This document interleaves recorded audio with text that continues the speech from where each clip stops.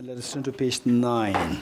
Okay, first page 4, followed by page 9. I go for refuge until my enlightened to the Buddha, the Dharma, the Sangha, by my accumulations to the practice of giving and so forth, may I become a Buddha to benefit all sentient beings. I go for refuge until I'm enlightened to the Buddha, the Dharma, the Sangha, by my accumulations to the practice of giving and so forth, may I become a Buddha to benefit all sentient beings. I go for refuge until I'm enlightened to the Buddha, the Dharma, the Sangha, by my accumulations to the practice of giving and so forth, may I become a Buddha to benefit all sentient beings. Inspired by wisdom and compassion, today in the Buddha's presence, I generate the mind of full awakening for the benefit of all sentient beings. Okay, page 9. The three principal aspects of the path. So here, particularly when we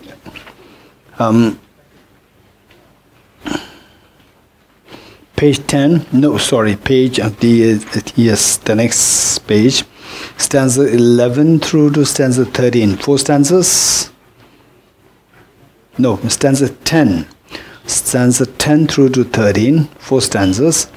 These 4 stanzas are precisely on emptiness, to verify whether your understanding of emptiness is going the proper track or not. So that is a very important stanza, and of course, the earlier parts on the renunciation, what exactly constitutes the renunciation, and what is bodhicitta, and how to cultivate renunciation, how to cultivate bodhicitta, what is the measure of having cultivated renunciation, bodhicitta.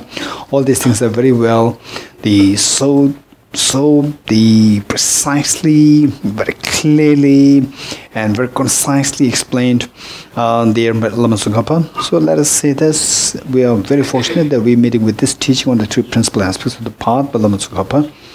I bow down to the Venerable Lamas. I'll explain as well as I'm able the essence of all the teachings of the Conqueror, the path praised by the Conqueror's children, entrance for them. Listen with a clear mind, you fortunate ones who are not attached to the joys of cyclic existence, who strive to make good use of leisure and opportunity and direct your minds to the path pleasing the Buddhas. Without pure renunciation, there is no way to end a distraction to the pleasures of cyclic existence. The craving for existence also binds being. Thus, from the outset, seek renunciation. Reverse the attraction to this life by reflecting on how leisure and opportunity are difficult to find. Reverse attraction to future lives by repeatedly thinking of the infallibility of karma and its effects and the miseries of samsara. Contemplate thus, when you do not for an instant admire the splendors of cyclic existence and remain intent on liberation day and night, renunciation is then born in you. Renunciation, however, if not tempered by a pure mind of bodhicitta, does not bring forth the perfect bliss of unsurpassed enlightenment. Therefore, the wise ones generate the excellent mind of bodhicitta. Swept by the current of the 4 powerful rivers, tied by the strong bonds of karma, so hard to undo, caught in the iron net of self-grasping, completely enveloped by the darkness of ignorance, born and reborn in boundless cyclic existence, ceaselessly tormented by the 3 miseries, thinking of your mothers in this condition, generate the supreme mind of bodhicitta. Although you train in renunciation mind of bodhicitta, without wisdom which realizes the ultimate reality, you cannot cut the root of cyclic existence. Therefore, strive to understand dependent arising. One who sees the infallible cause and effect of all phenomena in samsara and nirvana, and destroys all focus of apprehension, has entered the path that pleases the Buddha. Appearances are infallible, dependent arising. Emptiness is an understanding that is free of assertions. As long as these two are seen as distinct, you have not yet realized the intent of the Buddha. When these two realizations are concurrent, where the mere sight of infallible dependent origination concurrently destroys all modes of grasping through definite discernment, at that time the analysis of the profound view is perfected. Furthermore, appearances refute the extreme of existence, emptiness refutes the extreme of non-existence. When you understand that emptiness arises in the form of cause and effect, you are not captivated by the view of extremes. O my child, once you have realized thus the points of the 3 principal paths, and cultivate a strong determination and quickly reach the one aspiration. Tirtha Om Gati Gati Paragati Parasam Gati Bodhisattvacharyāvatāra Om Gati Gati Paragati Parasam Gati Bodhisattvacharyāvatāra Om Gati Gati Paragati Parasam Gati Bodhisattvacharyāvatāra.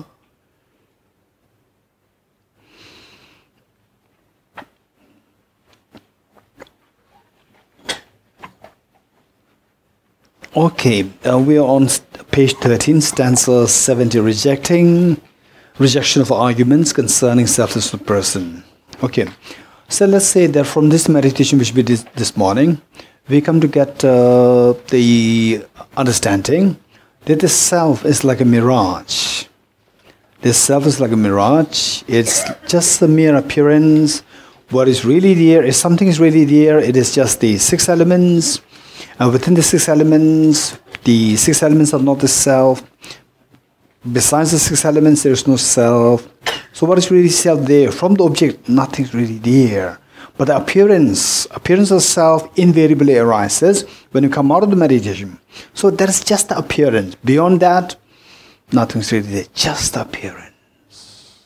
So, say the person sitting next to you, yourself, and say you go home, your parents, the husband, your wife, your children, your friends.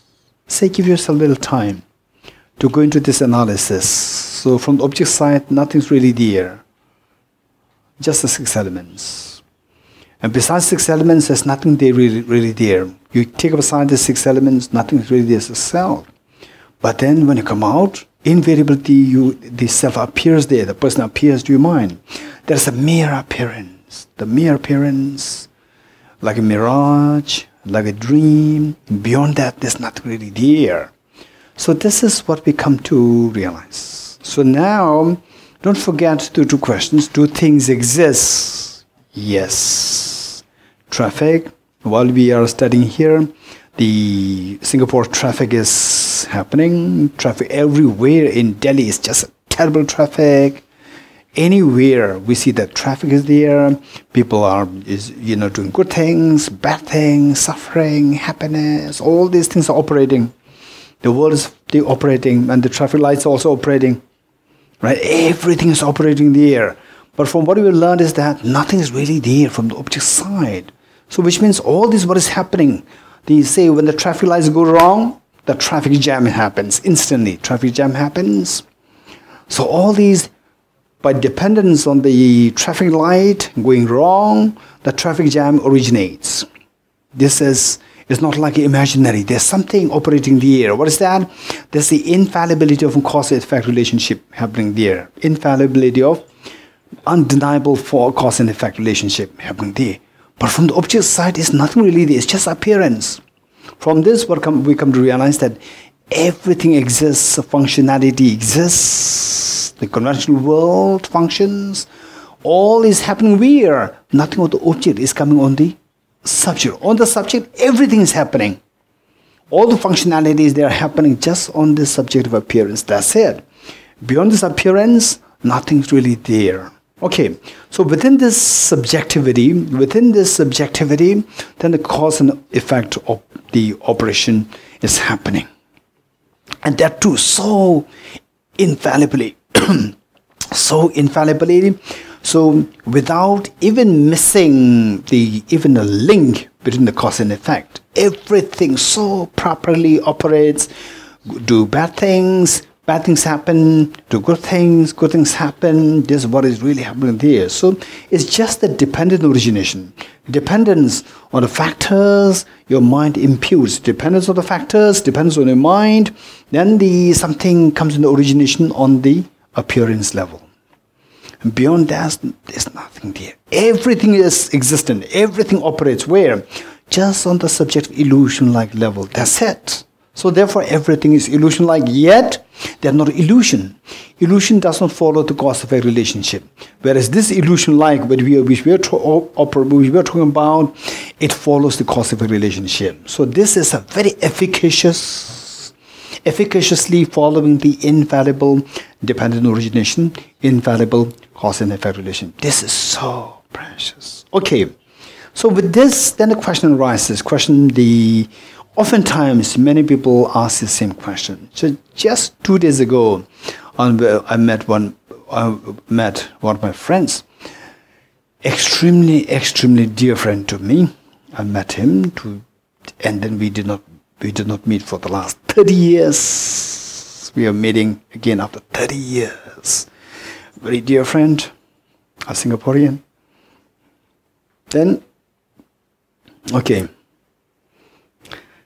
I'm a little afraid I will not finish the text. Otherwise, they are very interesting stories. Huh? Okay. So to cut the story short, so he asked the same question. So we are talking about the reincarnation. He asked me, so now, look, we did not meet the last 30 years. So both of us, we're 30 years older than when we last met. Okay, so now we have to prepare for death. This is what he said.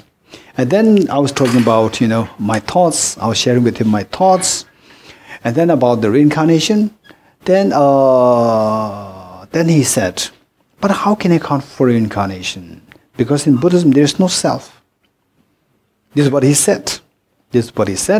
So then I said that this is where I just casually told him that I wish you were here with us for the class right from the day one. The 2 questions, do things exist? Answer is yes. Does self exist? Answer is yes. Then what is that thing which the Buddha taught as the selflessness, no self? It is the no self objectively. Second question, not the first question. Do things exist? Yes. Does the self exist? Yes. Second question, do things exist objectively? Then the answer is no. When you say no, this is understanding of selflessness according to what the Buddha taught as no self, selflessness, whatever label that you give. This is not to deny the existence of self, it is to deny the existence of the objectively existent self. So I just casually told him, I wish you were there with us for this class on day 1. Not for you to learn anything new, but for to just acquire another information. I just told him casually. Okay, so the point is this question becomes so permanent. After rejecting objective existence self, if everything's like illusion, then the question arises, what reincarnates?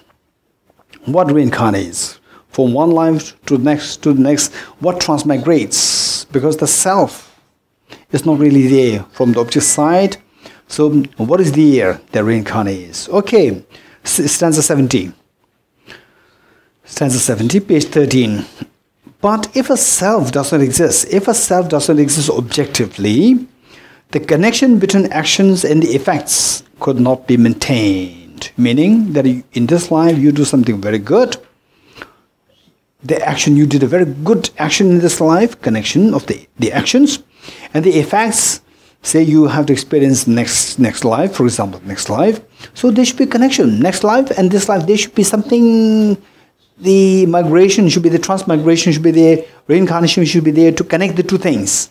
That you did something, a very good action in this life, and the good effect that you're going to experience next life, there must be some kind of connection. So that connection is known as the reincarnation. So if there is no self, if there is no objective self, then how can I account for the reincarnation? This is a very serious question coming up from many people. 1. Number 2, as a little digression, number 2, that some people even say that if the self is impermanent, then the self does not last.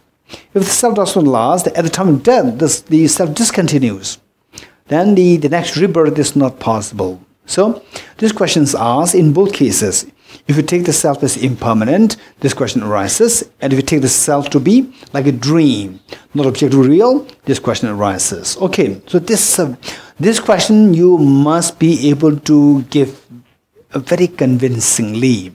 Must be very precisely given. This is very important. Okay, it says that but if a self does not exist objectively, the connection between actions and the effects, actions meaning karma that accumulate in one life, and the effect of that karma to be experienced in the later lives could not be maintained. The connection could not be maintained. If you are to connect the two things, what connects the two things? Reincarnation. You're getting it? Rebirth.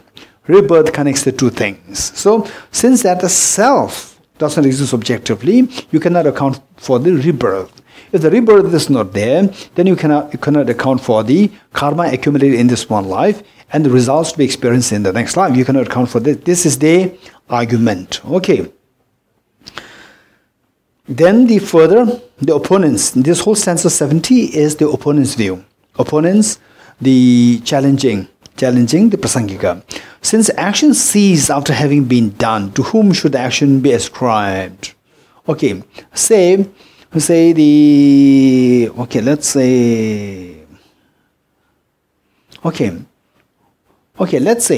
that you study this Bodhisattvacharyāvatāra's chapter 9, which is a very complicated chapter, and then in the process, say the many purity, virtues arise in the process, accumulation of virtues, accumulation of the karmic, virtuous karma accumulated in this life.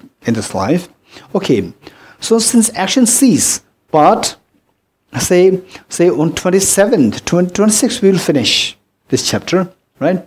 26th we finish, and 27, say break 29, and then there's a little gap. Okay, so the moment you finish this study, then you have a gap.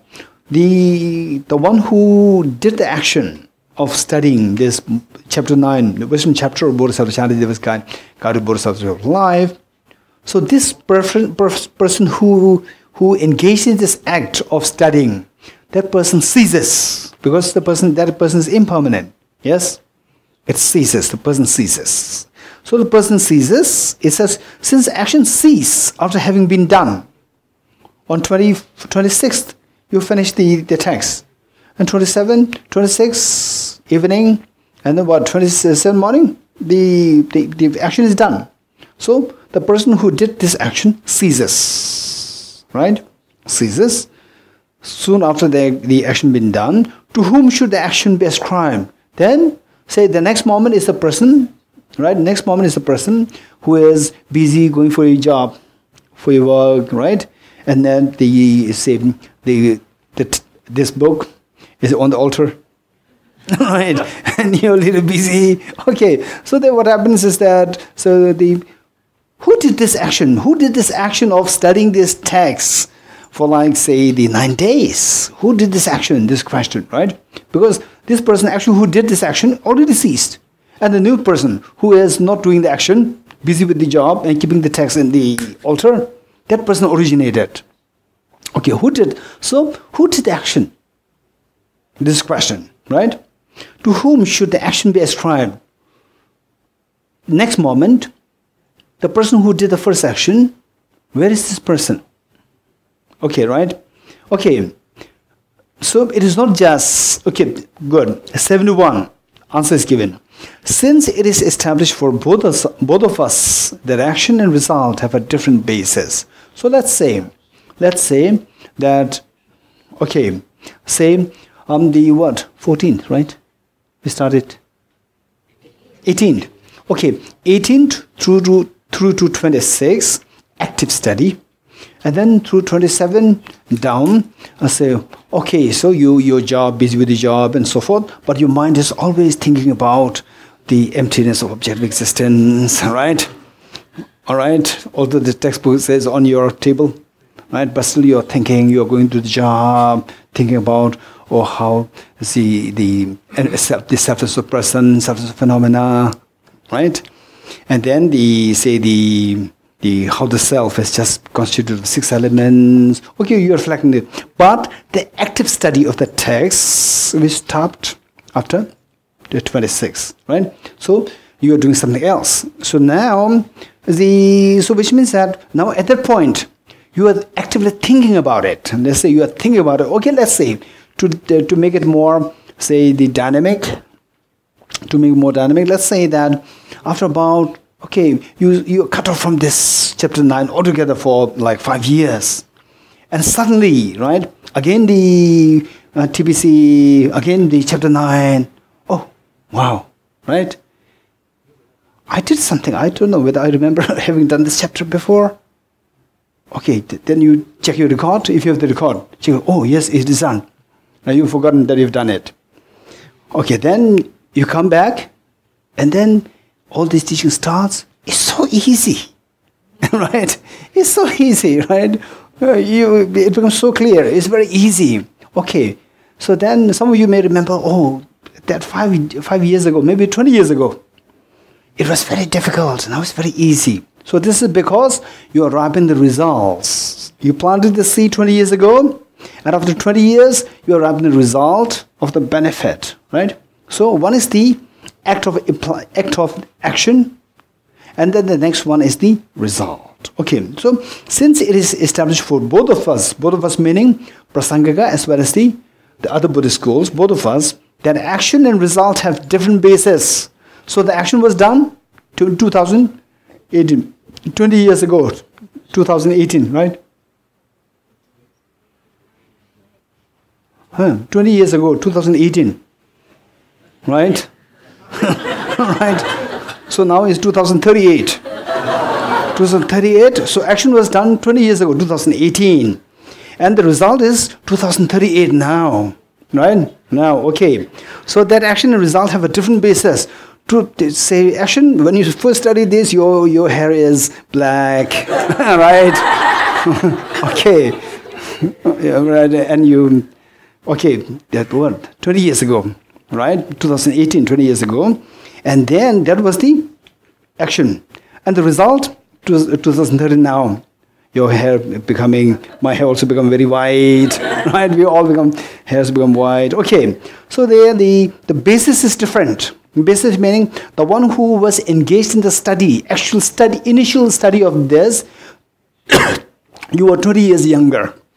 Then 2038, you were 20 years older. So the bases are different. Yes? The one who did the action and one who experienced the results, these two, the bases are different. One is 20 years younger and one is 20 years older. Bases are different. The action and the result have a different basis. And that the self of action is not there, and that the self of action is, since it is a self of Buddhism, that action and the result have been different bases, and that the self of action is not there, is it not pointless to dispute on this? Okay, now from this, we see that in these two actions, same. What is that common thing? If you go to locate, right? This is a person who was doing the 2018, during the action time, and also during the 38, during the result time. If you go to point 2, if you want to this person, 2038.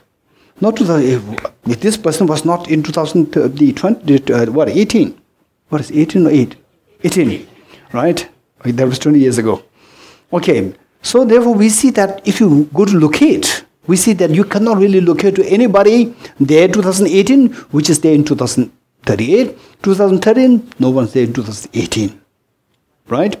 This is what is accepted by youth prasangikas as well as the non-prasangikas. Both accept this. Okay, now from that point of view, is it not pointless to dispute on this? So from this, if this is the reason, if this one, so therefore, where is the common point? Where's the connection? From this reason, if you don't find a connection, and then you argue with me, the same problem you have to account for. You're getting it? In other words, Prasangika is going to give the answer a little later, right? A little later. So what he's saying is that same argument that you are trying to bring to Prasangika does not hold true. Because two of us are the same in accepting the self to be impermanent. Which means the first moment when the person is accumulating the karma and the person experiences the result, these two persons are not identical. These two are different because the person underwent change, impermanent. Right? From that point of view, there is no permanent self. You accept, me accept, both sides accept. Okay. Now, Prasanga's answer, 72. Seeing the causal state with the result is never feasible. Meaning that what is at the time of cause is never at the time of the result. You're getting it? What is at the time of the seed is never, okay, today is 2018. And 2017, is there anything which was at the time of 2017 today existing? No. Right? Okay, so 2017, whatever is 2007 is gone. Because things are, composite things are all impermanent. Okay, seeing a causal state means what is at the time of cause is not at the time of the result. With the result, it's never feasible, never possible. Now, how can I account? Then you say that, okay, we did good karma in the past life, so that we take human birth now, right? So we did a good action, karma in the past. In the past, who did the good karma? We. Today we experience the good result. Who experienced the result? We. It's the same we. Same we who committed the good karma in the past and experienced the result today. Right? That's the same we. Where is the same we? Where is the same we? Right? If you go to locate to this we, okay, let's say this self from past life. Self of this life, self of future next life. Okay, same past life, this life, next life. So this self. Okay, how many of us, when you were, say, 20 years ago, we were as old as who are now? You are 20 years younger, right? 20 years ago, complexion is much better. Right? And my complexion, this is the hand complexion is amazing. Right? Okay, so the point is that we never remain the same. Which means 20 years ago, or the past life self, today's self, next life self, these are very different. Right? Very different. Very different. But, okay, let's say, past life, I may be, what's the Chinese name for, can you give it the Chinese female name? Huh? Miming. Huh? Miming. Say maybe my past life I was a miming. Miming. Meme. Okay, let's say past life maybe I was a meme. This life I'm Dorji. Next life I may be say the Jackson. Jackson, let's say Jackson, right? Okay, Mei, Dorji, Jackson. These three are three different people, right? Okay, three different people. So maybe next life maybe Indian. We never know. Nice. So again, Chinese, Tibetan, Indian. Right? These are very different. Very different. Okay, but okay. Was I in my past life? Was I exist in my past life? Yes. Right? Because I did something good in my past life, I took a human birth in this life. If I do good in this life, I'll become an Indian smart boy next life. Smart boy, smart girl, whatever, next life. Right? So we see that this I did good karma, I'm experiencing the result, then I will take birth in the next life. So this I spreads in all three situations, yes? Okay. Dorji spreads only in this life. Yes? Dorji was not existing in the past life. Dorji will terminate when I die. So it will not be the thing. So this Dorji, when you say I, when I'm talking to you right now, this I, we see that there are two eyes. This I, which spreads across this life, and the I, which spreads across 3 times. Right? When you say Dorji, it spreads across only this life. When you say I don't specify Dorji, I say this I spreads in 3 times. All in the past, all in the future, and today. You are getting it? So this I, without qualifying Dorji, male, female, Tibetan, without qualifying these characteristics, if I say I, so this I existed in 3 times. So this exists in 3 times. Whereas Dorji existed in this life. And then May existed in the past life. And then Jackson or Ravi, let's say Indian Ravi, right? Ravi in the next life. Okay, so we see that now what made me have this feeling of I throughout the 3? Because of there's some continuum, right? Continuum. Meme, Dorji, right? Meme, Dorji, Ravi, 3 put together. So there's continuum. For example, here. Okay, what is this? Mala, rosary, mala. What is this? Just a bead, it's not a mala, right? So mala means you get a feeling of a continuum of the beads. The beads, many beads are put together, you see a continuum. You see continuum, that you call as a mala. Likewise, say the Meme, Dorji, Ravi, right? Like this there are many, like beads, put them together, right? Then you see a continuum. That continuum is known as I. I without qualified by Dorji, Meme, whatever. This I. This continuum spreads in all 3 times. You getting it? Okay. So who accumulated karma, and the same person who experienced the result is the self which pervades in 3 times, the continuum. Because of the shared continuum, we speak about the self, that yes, I did the karma in my past life. Yes, I'm experiencing the result in this life, and what I'm doing today, I will experience the result in the future. You getting it? So in other words, we can speak about the self in 2 ways. Self which spreads at the present moment, the self which spreads across time. 3. You're getting it with the same self. With the same self, I. Same self, I. So say, I'm talking to you. When I say, I'm talking to you, right?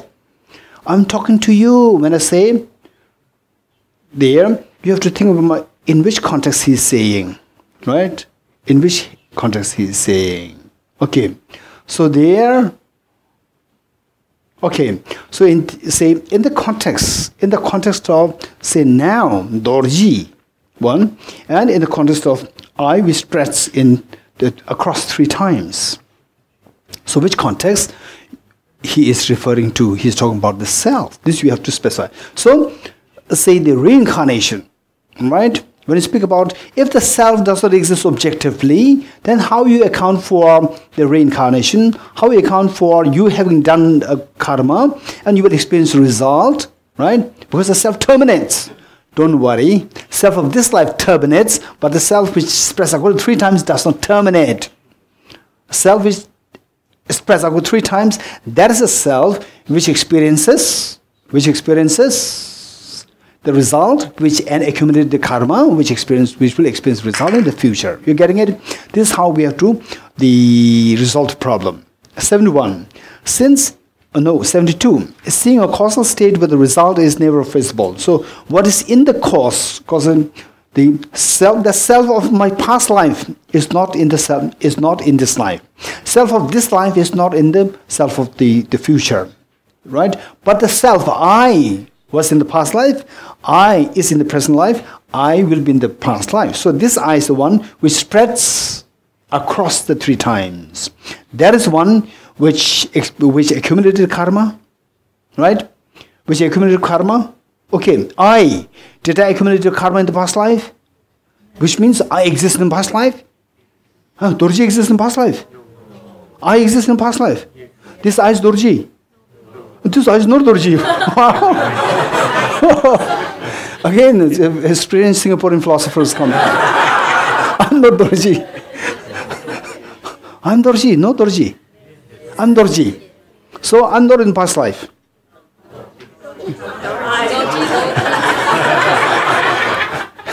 Very complicated philosophers here, very complicated Singaporeans. So my question is, I was present in the past life? Yes. Dorji was present in past life? No. This I was Dorji? Yes. This I was Dorji, right? Yes. So Dorji cannot be in past life. No. It's not, right? So this I was not in past life. Because he's Dorji.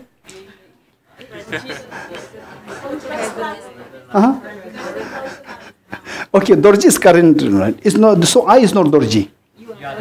I'm Dorji. So because I'm Dorji, I cannot be in the past life. So I'm maybe in the past life, but I'm not in the past life. I'm in the past life or not? Yes. I'm in the past life. So I'm not Dorji. I'm not Dorji, okay. Huh? Oh, this is not my question. So Singaporeans don't hear well. So my question is, this I is Dorji or not? Yes. If it's the Dorji, he cannot be in the past life. Yes. No, what? He is in the past life or not in the past life?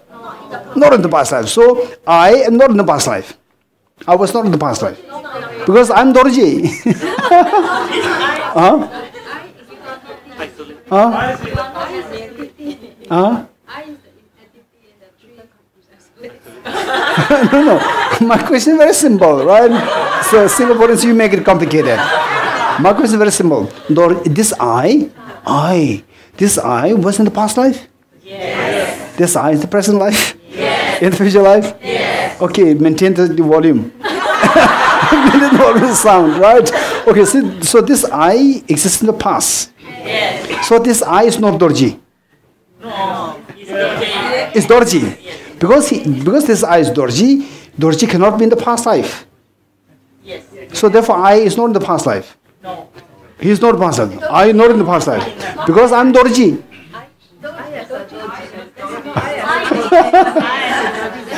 Okay. So the best would be to say that when you say I, which express the 3 times or which express just in this life. If you say 3 times, then he or she was in the past life, present life, former life, next life. Whereas if you say I in the context of this life, Dorji, then you not in the past, not in the future. Right? This is how we can specify. Okay, good.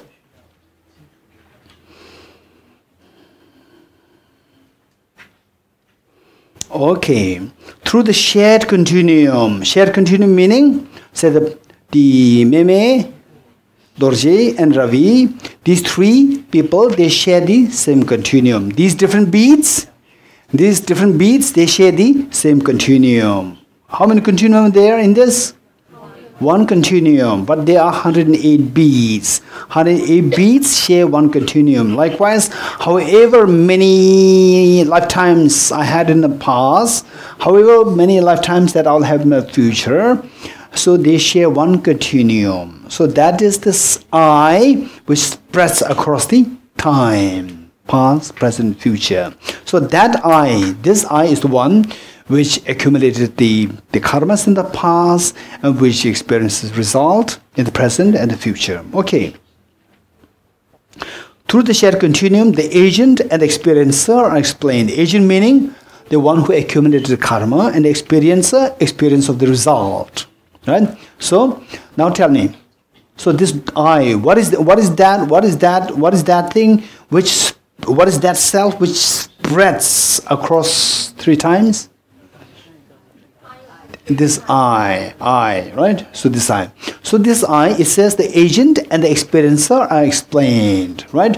What is that same self which was the agent? Agent meaning the one who engaged in the karma, one who accumulated the karma, the one who did the karma, and experiencer, the one who is to experience the results. Okay, say what is that self which accumulated karma in the past and which will experience the result in the future? What is that self? The I or the self which spreads across the 3 times. What is that I? Which is this I? Just say I. Right? The moment you say, I there's press across 3 times, and which press across 3 times does not exist today. Right? Because today, I which spreads across the 3 times, right? Does it spread in this life? It does not. It does not spread in 3 times. Huh? It does. Okay. So that spreads across the 3 times. Is that permanent or impermanent? Impermanent.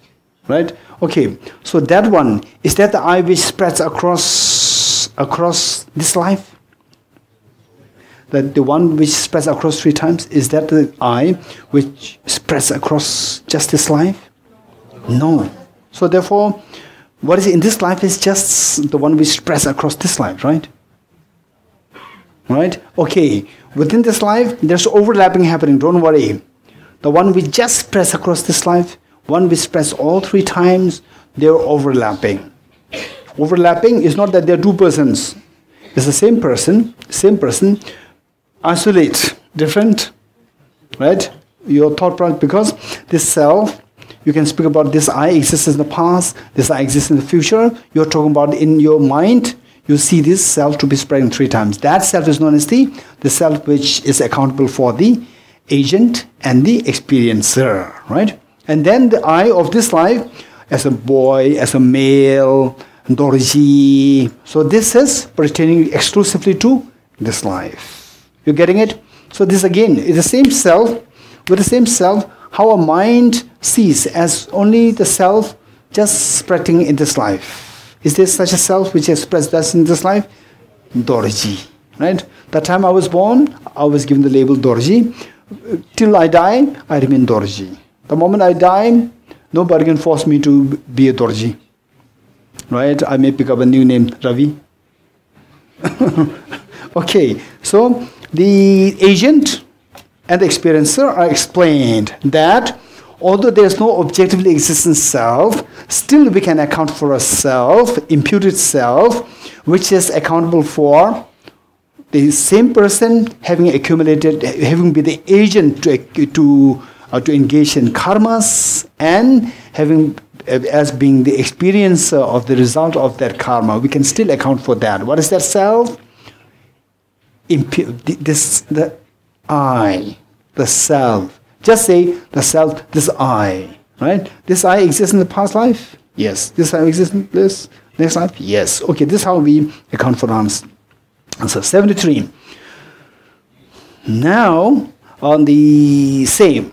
Okay, the 73 is very important. Many people, they think that the self, many people who are actually gone into good studies, good amount of studies, or extensive study of the Buddhist philosophy, still they also have this qualm question coming up in their mind that, okay, what Nagarjuna said, the person is not the earth, water, air, space, and consciousness, not all of them, right?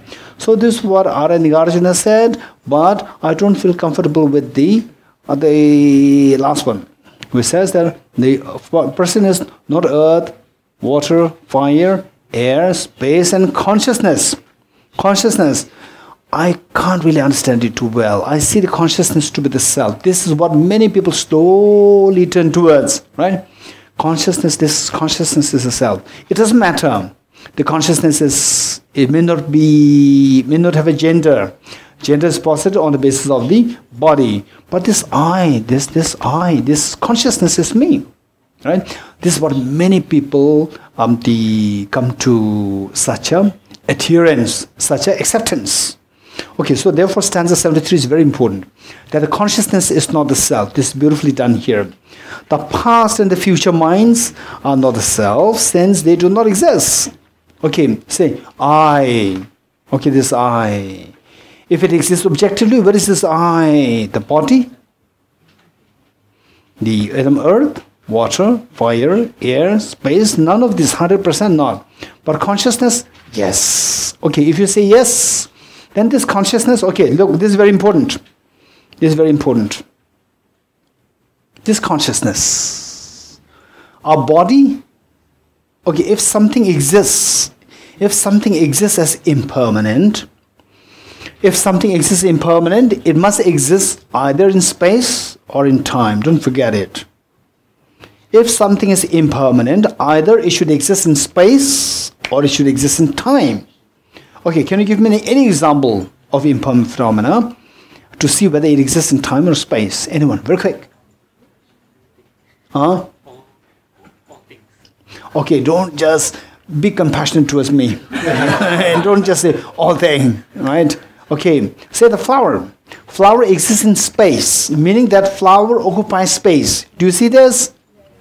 Okay, say if the flower is say the same, say for example, say the table, it cannot go into this beautiful box. This table cannot go into this box because the space that this table occupies is much more than the space this box can give. You getting it? So therefore the table occupies space.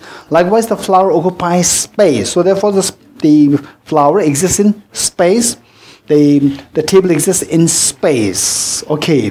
Can you give me any other example? Huh? Statue. Statue exists in space. Okay. Now what I would say is that anything which exists in space should also exist in time. Don't forget it. All impermanent phenomena should either exist in time or in space. And what exists in space should also exist in time. What exists in time may not exist in space. You getting it? This is a distinction that we need to make. Anything which exists in space should also exist in time. So anything which occupies space should also exist in time, not only in space. Okay, can you think of something which exists in time, not in space? Consciousness, very good. Consciousness does not occupy space. So therefore consciousness does not exist in space. It exists only in time. You getting it? Okay, what about the self, the person? Person is not physical. It is not mental, but it's impermanent. So it exists where? Space or time? Anything which is impermanent should necessarily exist in time. Anything which is impermanent should necessarily exist in time, may not necessarily exist in space. Okay, so the self exists in time, no doubt. What about space? Do you occupy space? Okay, bigger people will occupy more space here, right? Right? Sorry? Okay, so this is a good question. So the space, again, there are two things, right? Composite space and non-composite space, right? Unobstructive, or what's the proper English?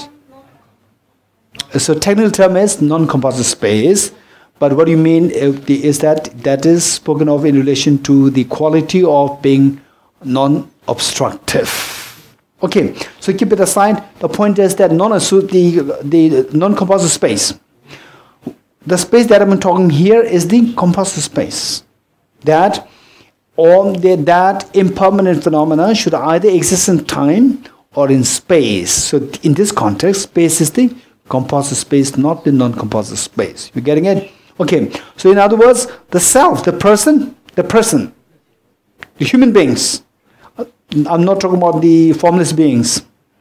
Human beings, they exist both in space and time because they have a body.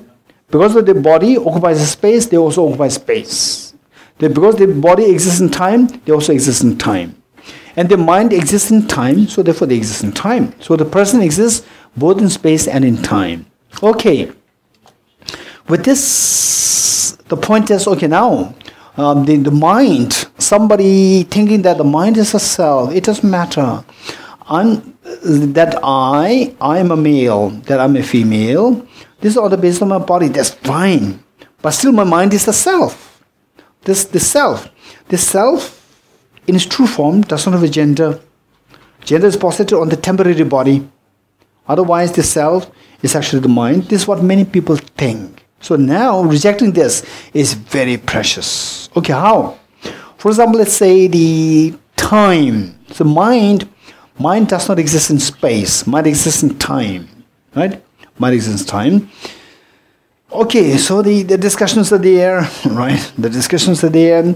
Mind should exist in space because mind exists at the heart and the heart occupies the space. All these discussions are there. Okay, just make sure that you know how to avoid these complications, right?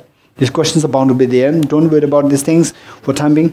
Let's say that this mind, it exists in time, no doubt, which means that today I'm happy. What do you mean by today? 24 hours. You agree with me? Today I'm happy. What do you mean by today? A time span which has 24 hours. Okay, which means that if today you are happy, whole today you are happy, first hour of the morning you are happy, second hour of the morning you are happy, third hour, fourth hour, 10, 20, 21, 23, 24. All these 24 hours you are happy, which means that this mind was happy in 24 segments. Right? So this mind has 24 segments. You getting it? Okay, which means the first hour you are happy? Yes, no? Yes, first hour. What do you mean by first hour I was happy? First hour means I have 60 minutes of segments of happiness. First minute happiness, first minute mind happy, second minute mind happy. Okay, so this is what is meant by existing in time. So the mind exists in time, which means that the mind is made of temporal segments of the time, temporal segments. The body is made of special segments of the time, directional parts. Directional parts are there, particles, whereas the mind is made of the temporal particles, not the special, not the directional particles. We speak about the temporal segments. If I use the word particle, you may get confused. So therefore, we say temporal segments. Temporal meaning time. Segments in time, not in space. Okay, temporal segments. Okay, now we see that this mind, when you say this mind, okay, now give me the answer. Mind, does it exist in time? Be louder. Yes. You're quite scary. Okay, so the mind exists in time. Okay, tell me. Time, when you speak about time means it should have necessarily three components. The beginning, middle and end. Yes, no. Yes. Don't just say yes. You think about it and then say yes. Otherwise you will be in problem. Otherwise you may regret. Okay, time should necessarily have beginning, middle and end. Yes, no. Because you think that you're going to end up in problem, so you said no. If you said no, you have a problem. If there's no beginning, middle and end, it's not a time. Right? This is a bigger problem. If it does not have beginning, middle, and end, it's not a time. You are just saying you would be disqualified, right? So it should have three components. For example, say today. Today has so many components, right? Say today started from which? 1 a.m. Huh? Okay, 0, 0, 0. Okay, let's say 0. 0, what is that? AM or PM? AM. 0 AM, right? 0 AM to 1 AM is a part of this today, yes, no? Yes. That is gone, right? Now it is like 3:15 or 3:10. Let's say 3:10, right? 3:10 is what are we experiencing now? Present, yes? Yes. And then today, say 4, 5, 6, 7 PM, they are yet to come, yes, no? Yes. So time, only then the time makes sense. Only then time makes sense. Time should have beginning, middle, and end. If it does not have beginning, middle, and these three components, it is not a time. Be very sure of it. Okay. Are you sure of this now? Yes. If you're not sure, then first come with surety. First, make sure yourself sure and then come to the class. Which means you have to wait till next year. Okay, in other words, let's say you just think of any time, tell me, right? You just think of pick up any time. It may be a little difficult for you to fathom it. Just think of any time. Say, today is the time, yes. 1 hour is the time, yes. Then 1 second is the time, yes. 1 millisecond is the time. You just think of, you just pick up any time. Any time, you cannot think of a time, right, without these three components. Why? You pick up any time and I can tell you three components. Just pick up somebody who may not be convinced about this. Don't worry, you just give me one time and I will tell you how it has three components. Anyone? Huh? Now. Okay. Say now. Did you say now?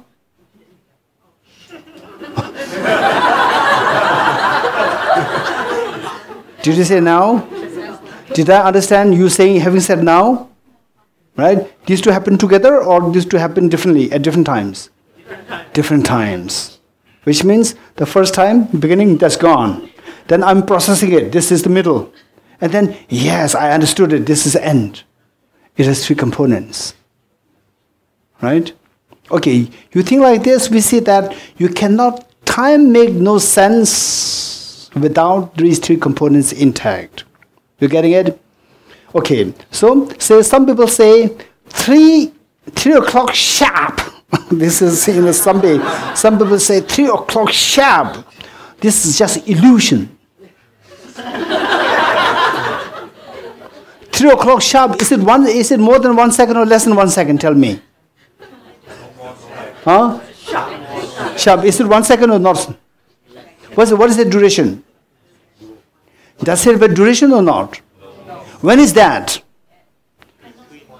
If it cannot be positive, it is an illusion. So therefore, 3 o'clock sharp is just your convention created. When it says tick 3, then you say it's 3 sharp, right? In actuality, say it's just illusion created, right? If you speak about a 3 o'clock sharp, what for you? 3.00000000001 second. You come there, people are very happy if you came 3 o'clock sharp. Right? The people are very happy. You came just at 3 sharp. You're getting it? Yes. Okay, that is a different debate. This is a good point, but it's a different debate. It's a huge debate. It's a huge debate, needs another 2 days.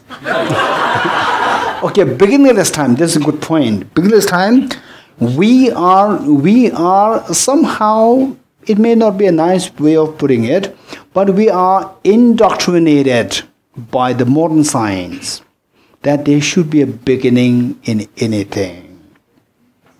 They never taught us that everything should have a beginning, but somehow they speak of the universe. It started from the Big Bang. Right? Oh, human evolution started from 0.3 million years ago. Right? And then, what else? Huh?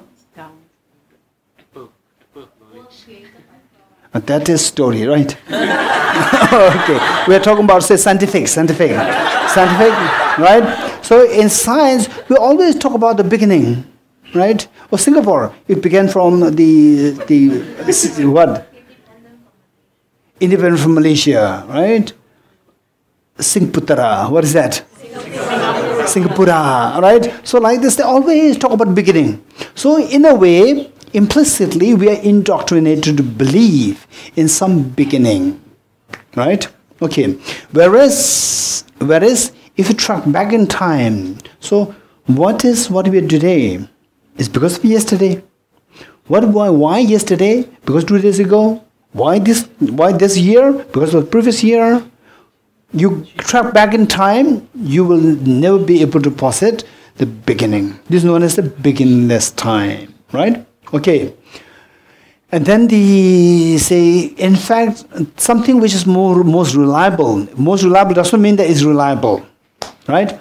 Say, as the physics talks about the beginning of time. Talks about beginning of time. Even that is still under debate. What is known as Big Bang Theory, which we believe that the universe originated 15 billion years ago, right? The Big Bang happened 15 billion years ago. So that is the beginning of time. This is what they believe. Now, within the physicists, there is a confusion. Some say that it's a single Big Bang, and many others say, no, it can't be true. It contradicts with the reason, rationality. So there should be multiple Big Bangs.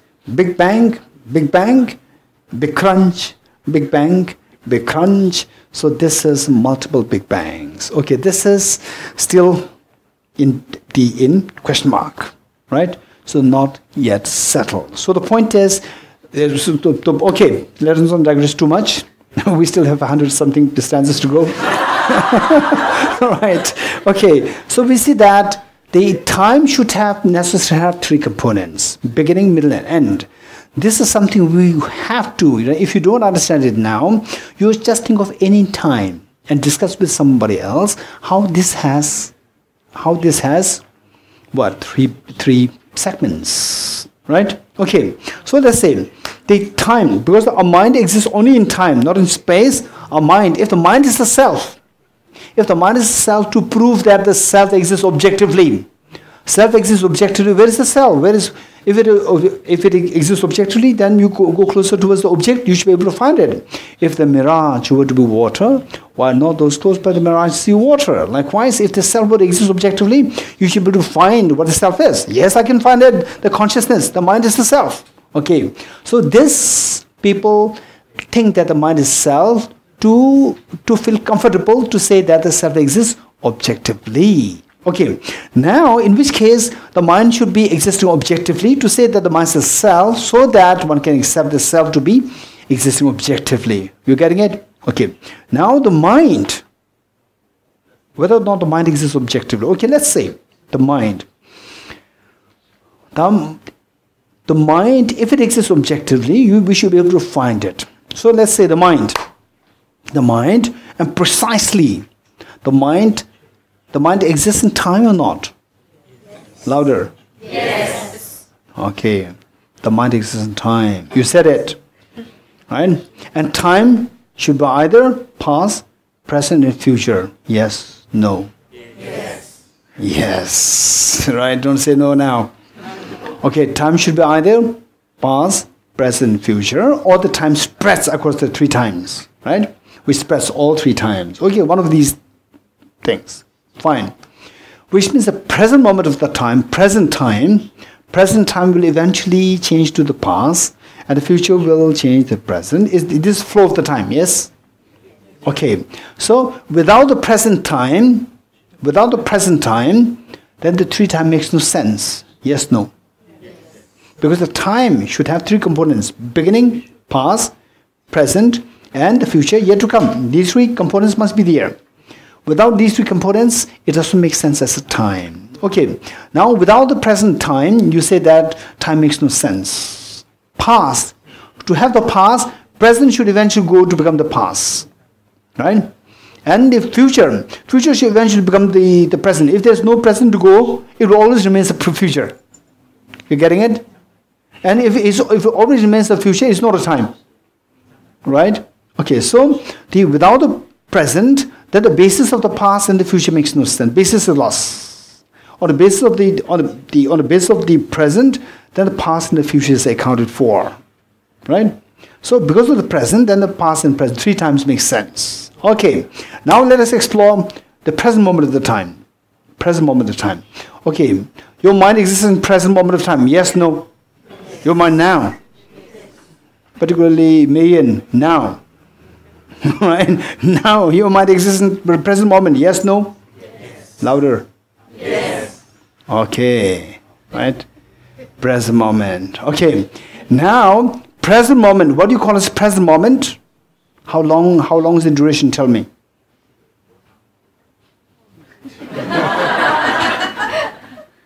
Okay, is there a bell?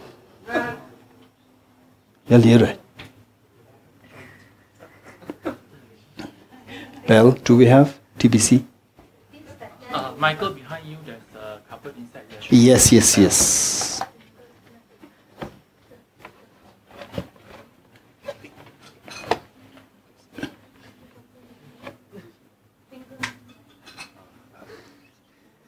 Not this bell, not this bell.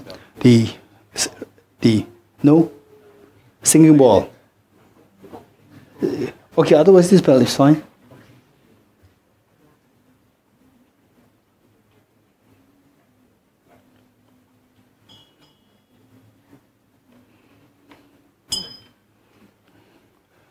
Okay, possibly we need to have a singing ball.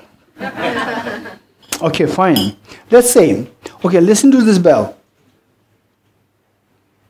I don't know if I... Okay, anyone who has the singing ball sound in your mobile? Anyone? Singing ball sound. No? As a timer? No?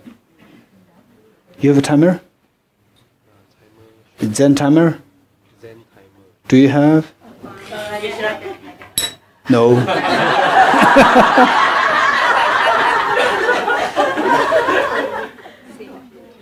No, is there, do you have a Zen timer? Oh, what is that? Who is that? This one? Yes.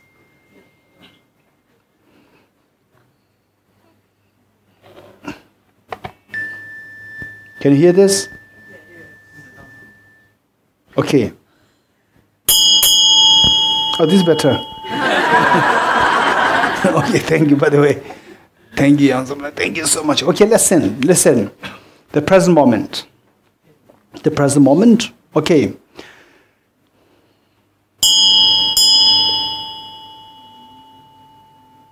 Are you experiencing the sound?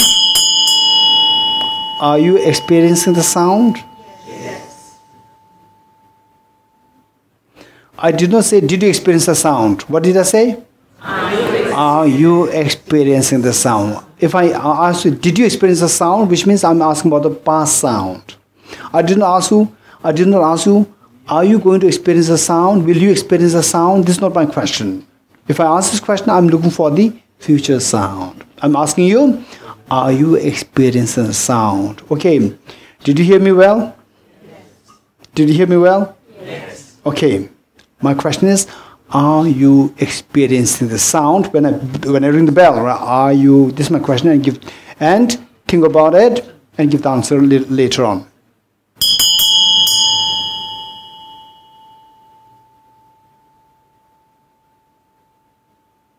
Okay, just imagine that when you were hearing the sound, make it present moment. Okay, just imagine that. Are you hearing the sound? Hey, what's the answer? Yes. Louder. Yes. Okay. That sound is a past sound or the future sound or the present sound? I'm not asking now. Just imagine that you are going through this sound now. Present. Getting it? Okay. Because it is a present moment, it should have a duration. Yes, no. However short the time is, it should have a duration. Yes, no. Tell me what's the duration, right? Okay, just observe it.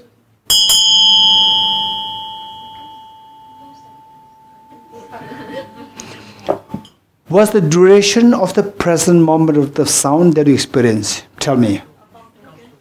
2 seconds? Huh? Did you not hear the sound? You heard it, right? And at that point you said it's a present moment of sound. You said it, right? What is the duration? Without the duration, it's not a time. What's the duration? Anyone? Huh? Very subtle. How subtle? Is less than 1 second? Is less than 1 millisecond? Hey, was less than 1 millisecond or longer than 2 hours? Longer than 2 hours? No, because it lasted, I kept it for like maybe 10 seconds. Right? Cannot be longer than 10 seconds, cannot be shorter than 1 millisecond. Because 1 millisecond you cannot hear it. You're getting it? 1 millisecond duration you cannot hear it. Your mind is not that sharp. Because our mind is very slow, right? Last time when we did the mathematical problem, you said that you are saying very fast. You did not say that I'm slow. So this is how slow is your mind. Your mind is very slow. Your mind is not that sharp. It's not fast. So therefore your mind cannot possibly hear a sound which lasts for only 1 millisecond. So it should be longer than 1 millisecond. Okay, let's say it's 1 millisecond. Now, what is that sound? Present, past, future. Hey, louder. Present, okay. Present moment. 1 millisecond, let's say 1 millisecond. This 1 millisecond is a duration, it's a time, yes, no? Yes. Time should have beginning, middle, end, yes, no? Yes. Beginning is gone, is past, yes, no? Yes. End is yet to come, future. Yes. So if there is a present, it is 1/3 of a millisecond, not the 1 millisecond. Because of the three components, one is the past, and the third one is future, yet to come. And if you really experience something, it should be the middle one. And the middle one is the 1/3 of a millisecond, not the 1 millisecond. You're getting it? Okay. Now, if you have really experienced what is known as present moment of sound, it is 1/3 of a millisecond. Even that is also illusion. 1/3 of a millisecond, even that is time. Time should have beginning, middle, and end. And the beginning is gone. 1/3 of a 1/3 is gone. Present. 1/3 of 1/3 is yet to come. End is yet to come. Keep it aside. I asked you, I did not ask you the sound of 2017. Why not? I'm not asking you the sound of 2018. Why not? Because that's gone. I'm not asking you the sound of 2019. Why not? Future. I'm only asking you the sound of 2018. You're getting present. So, just discard all those things which are the past, like 2016, and future, like 2020. Just discard all these things. You will be just focused on present moment, right? Okay. Now, 1/3 of a second is 1/9 of a second. Even 1/9 of a second, that is also illusion. Even 1/9 of a second also exists in time. It is a beginning, middle, and end. Right? And the beginning is gone. It's like 2016. End is here to come, like 2020. If there's something that you have experienced, it is 1/3 of a 1/3 of 1/3 of a second. Right? You go on like this, then it too subtle that is beyond our mind's capacity to hear it. You getting it? So where is the present moment? What do you think you heard as a present moment thing is illusion. Right? If you think like this, then we see that we cannot really locate where the present moment is. If you cannot look at the present moment, past and future, they are posited on the basis of the present moment. Without the present moment, past and future makes no sense. 3 times makes no sense. If 3 times makes no sense, time makes no sense. If time makes no sense, mind makes no sense. So mind becomes illusion. Because mind exists only in time. Right? So mind becomes illusion. So what am I experiencing there now? I'm in Tibet, TBC, all these things. This is all illusion? Yes. This is what your mind simply subjectively create. Your mind, create your own mind, subjectively is illusion. Nothing really is there from the object side. Okay, this is quite scary meditation. Quite scary, right? If by doing so, and if it really makes you go into disorientation of your thinking, it becomes little like this, then don't do it, stop it. Do other meditation emptiness, don't do it because it's very scary. Okay, so the point is, okay, now page 13, stanza 73. The past and the future minds are not the self since they do not exist. Past and future, past is gone, future is yet to come. So these two minds cannot be you. Okay. And if the mind arising meaning the present moment of the mind, if this mind were the self, when it perishes, this mind is momentary. So what Bodhisattvacharyāvatāra is employing here, and what we did is slightly different. You're getting it? What did is slightly different. So what we did is exploring where the present moment of the mind is, seeing that the present moment of the mind cannot be posited. So this is a different meditation. But what Bodhisattvacharyāvatāra is one. Say 3 moments. Say if the mind is the self, then the mind consists of the past, present, and future. And the past is gone. This is not the self because self is present. And the future is yet to come. So therefore it's not the self. So if the mind is self, is the present moment of the mind. And present moment of the 3 minds, past, present, future. You just pick up the present, pick up the future. If there is a self, you pick up the present, and the present does not last long. It is impermanent, right? Instantly it becomes the past. So therefore it is non-existent, right? But the self continues to exist. So therefore even that mind is also not the self. So the past, future, they are not the self. Minds are not self. And the present moment, because the next moment it becomes past, it disappears. It perishes. And if the mind arising meaning the present moment of the mind, with the self, when it perishes, present moment, you pick it up and instantly it changes into past. It perishes. There would be in fact no self. Then the self should disappear. Because the self of the two possible candidates of the mind, past, present, future, only the future, the present. At the present, the next moment, it disappears. So the self should also disappear. But the self doesn't disappear, which means that this present moment of the mind is also not the self. So from this, we see the mind is not a self. It's a beautiful reasoning by Bodhisattvacharyāvatāra, right? Okay, so what we did of exploring the time, where is the present moment of time, and not being able to locate where the present moment of time is. So this is pertaining to the meditation on the emptiness of the mind. You're getting it? Okay, don't forget it. 74. Okay, now from this we see that from both ways, the one which we did and the one which Bodhisattvacharyāvatāra taught us here.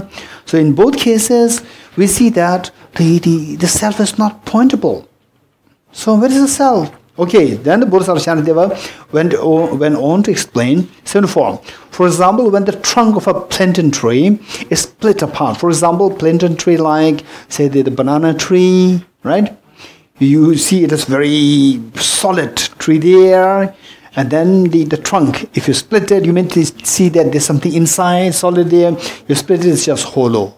Likewise, when the self seems to be so real, objectively real, right? Yes, no? Okay, look at the person sitting next to you.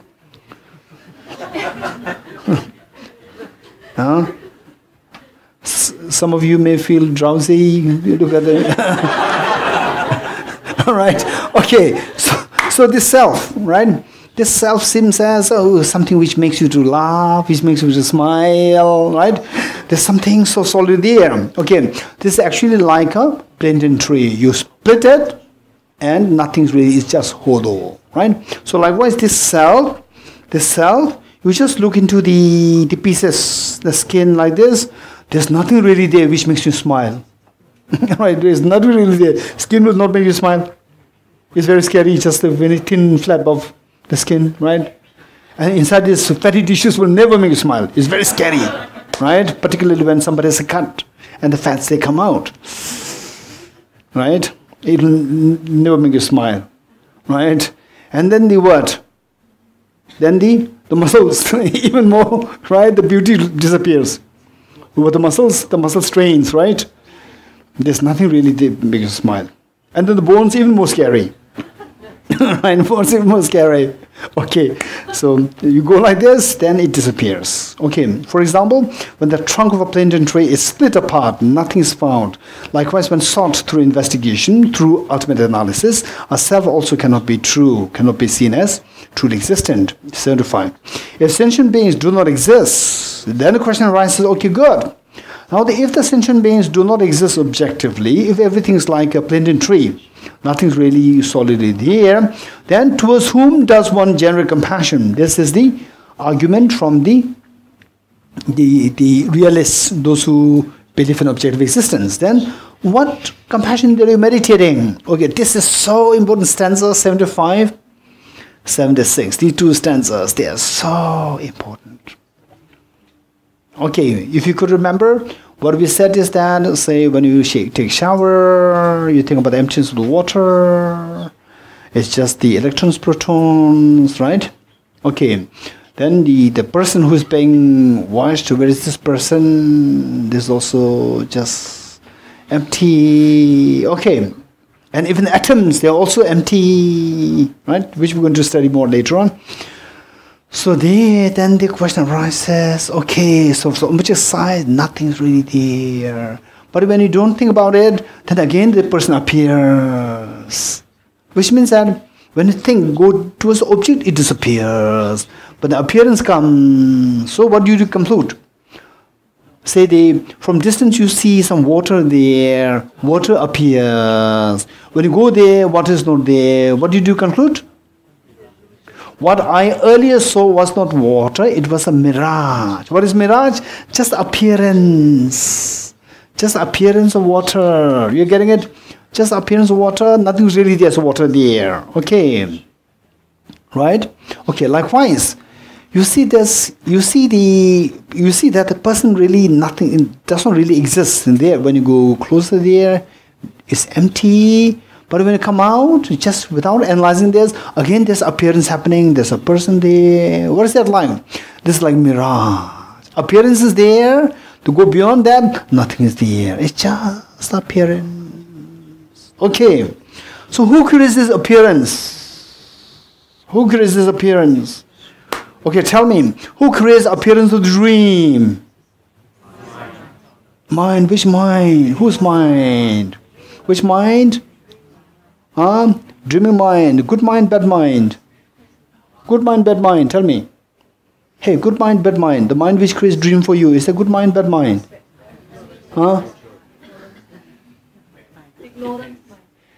Ignorance. Okay. Okay, good mind. If you are dreaming, I guess sitting with His Holiness the Dalai Lama, it's a very good dream.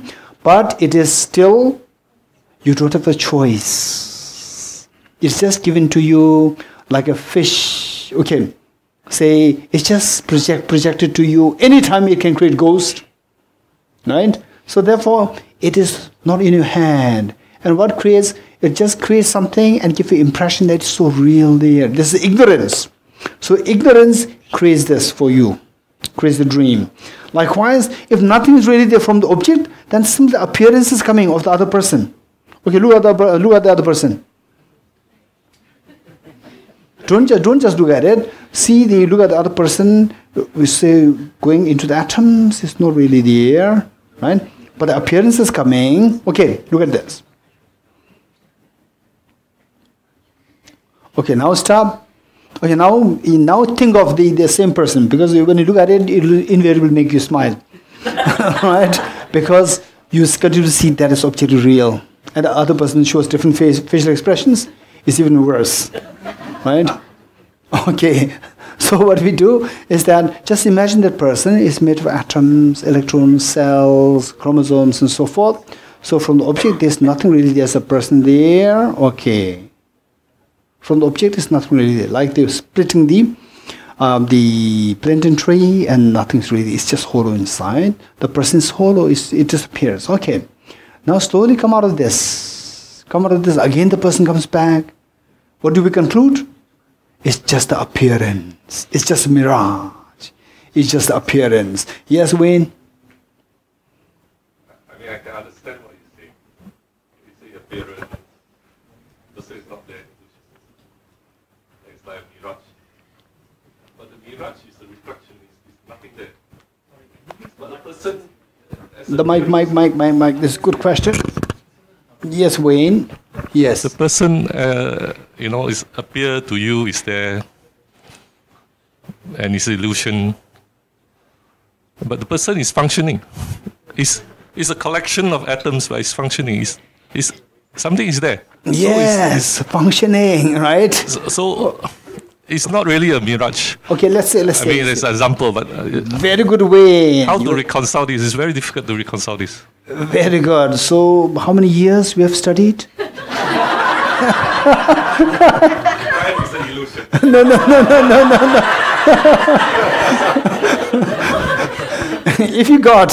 If you really got the time is illusion, time is not functioning, right? Time is not functioning, right? If you really see that the time is illusion, then you apply the same thing to the person, right? Person also knows. This is what I'm saying. Time? Time is functioning. Time is not illusion. Okay, the point is, right? How to reconcile? Things, okay, let's see. That when we speak about things not existing truly, objectively, independently, doesn't mean that things don't exist. things do exist. Functionality does exist. Functionalities does exist. Everything exists. Tell me which thing I said it does not exist. Tell me. I said everything exists. Don't forget it. Listen. Everything exists. Now what is very important is don't start from emptiness and go to the functionality. Don't go like this. Go from functionality to emptiness. How? First, the first question. Do things exist? Yes. Do things function? Yes. Okay. Everything so infallibly functioning, infallibly operating, so accurately. So this is all there. Where are they? Don't disrupt it. Don't disrupt the functionality. Functionality you bring from the objectivity to the subjectivity. Don't disrupt the functionality. Functionality, everything is there. What we see is that we see them as objectively real. From there, you raise it from the objectivity to the subjectivity. Still the functionality is there. Everything is there. Everything is there. Person is there. Person functioning is there. Right? Everything is where? Subjective level, not on the objective level. Right? So, the point is, we are not denigrating anything. Don't go from the emptiness to the functionality. Then it's a problem. When you go to emptiness, nothing's really here. Then functionality is there. This problem arises. Do things exist? Yes. Do things function? Yes. Do they function infallibly, precisely? Yes. No alteration of cause effect. Cause effect operates so infallibly? Yes. So that thing, what you see as, yes, things are operating, things exist, everything, don't disrupt this. For example, say this picture. So whatever is on the table, right? What if I want to change the table from this wooden table to the steel table, right? I tell the admin and then the Yangsumla, Gesanla and Michael, right? That don't disrupt everything, don't disrupt on the table. Whatever's on the table, don't disrupt it. Right? So you should raise this cloth in such a way that nothing is altered. You raise it, remove the wooden table, replace it with the steel table, and keep it there. I did not alter anything on the table, yet I changed the table. Yes? Likewise, functionality, everything's there. Everything's there. I'm not denigrating anything. So, all these functionality, everything, where do they exist? We see them as existing on the objective level. This is illusion. This is a mistake. Now we bring them from the objective level to the, without disrupting the cause of a relationship, we bring them to the subjective level. When you see them operating on the subjective level, then you see that all our disturbing emotions dissolve. Yet, we don't denigrate the functionality because the functionality still is operating intact. Right? And seeing the functionality, then you will see the, okay, by dependence on being kind to Venla, right? My happiness arises. So therefore I should be kind to you, right? And my misery is all because of being unkind towards others. I should discard the selfishness. I should cherish others. Dependent origination. Then the compassion grows. By dependence on being compassionate towards others, my miseries come to an end. My miseries are all because of the selfishness, because of grasping ignorance. Right? As you get rid of these things, then automatically I'll be my happiness will grow, my miseries come to an end. So then compassion grows by seeing dependent origination, by rejecting objective existence and independent existence. Okay, tea break. And we'll come back at, the 4 sharp.